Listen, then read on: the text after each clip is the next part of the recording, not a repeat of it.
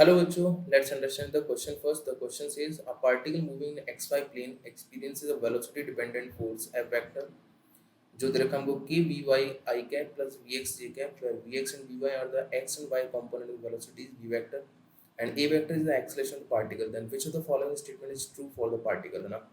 तो यहाँ पर अगर देखा जाए तो f vector में given है इस तरह से, that is k vy I cap plus V X J cap. ठीक है, इसका मतलब एक्सेलरेशन वेक्टर जो जाएगा वो जाएगा K by M into V I I cap plus V X J cap, इस तरह से लिख दिया। अब मेरे को अगर वेलोसिटी वेक्टर की बात करूँ तो वेलोसिटी वेक्टर कितना, देखो मेरे पास है वेलोसिटी वेक्टर जो हो जाएगा वो हो जाएगा V x I cap plus we Y J cap.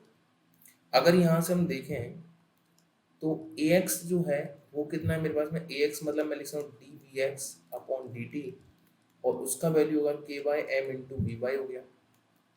इसी तरह से D we Y upon D T वो हो जाएगा K by M into V x.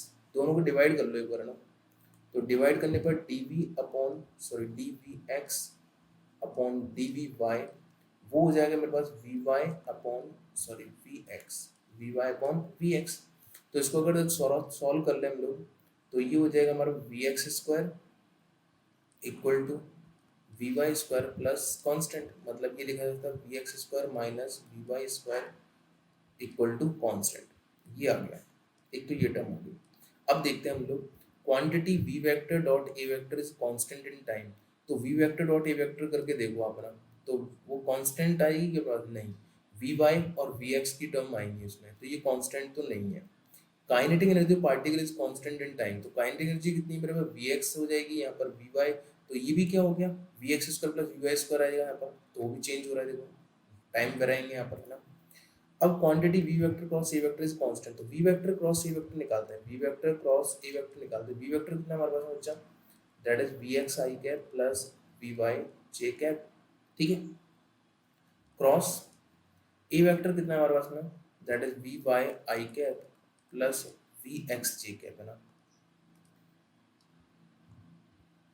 Plus V X J cap और यहाँ हो गया के बाई एम। तो इसको थोड़ा सॉल्व करते हैं, ये बनेगा मेरे पास v x square minus we Y square that is k by m, और v x square minus we Y square की वैल्यू हमने निकाली वो कितनी है सी, तो ये हो गया C K by M that is constant, तो ये कॉन्स्टेंट आ रहा है। तो ऑप्शन हो गया मेरे पास थर्ड ऑप्शन इस क्वेश्चन में सही मिलेगा आपको। ठीक है, तो आई होप आपको ये क्वेश्चन समझ में आ गया होगा। Thank you.